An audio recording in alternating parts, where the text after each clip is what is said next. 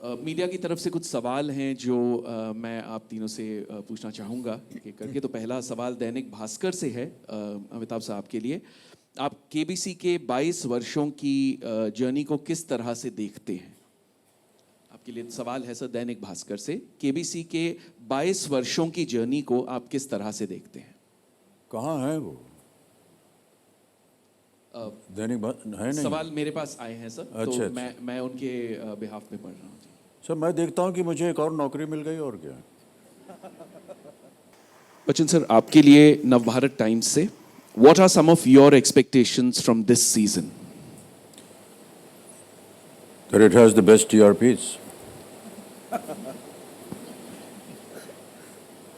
Short and sweet indeed sir, thank you. Bachchan sir आपके लिए from Indian Express, you mentioned in your blog there is an each time I say never again and yet it all comes back when the commitment has been made. What is it that makes you rethink about hosting the show and what brings you back? Where did you read that?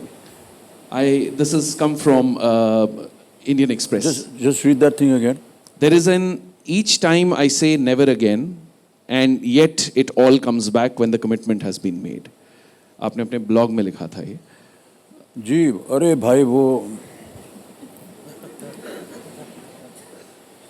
Sir ये ज़माना बड़ी मुसीबत का हो गया, कुछ भी लिखिए न जाने क्या क्या मायने निकाल लेते हैं उसमें से।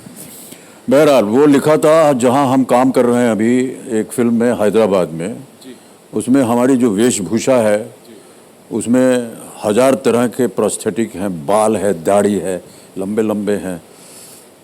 वो कह रहा था मैं कि हर बार मैं तय करता हूँ कि यार ये जो अगली पिक्चर इसमें अगर दाढ़ी होगी तो मैं काम नहीं करूँगा, और हर बार वापस वही पिक्चर आ जाती है, उसमें काम करना। तो उसका वर्णन है, ये केबीसी के बारे में नहीं है। लेकिन सर केबीसी पे आप व्हाट ब्रिंग्स यू बैक, आप क्या है जो आप वापस आकर हॉट सीट पे आप? हमारी जो जनता है जो यहाँ अभी प्रेस बैठा हुआ है यहाँ बैठी रहती है, और हम जब आते हैं तो जिस तरह से वो स्वागत करते हैं, जिस तरह से वो कंटेस्टेंट को उत्साह भराते हैं उनका, वही चीज़ें हैं जो बार बार हमको लाती रहती हैं।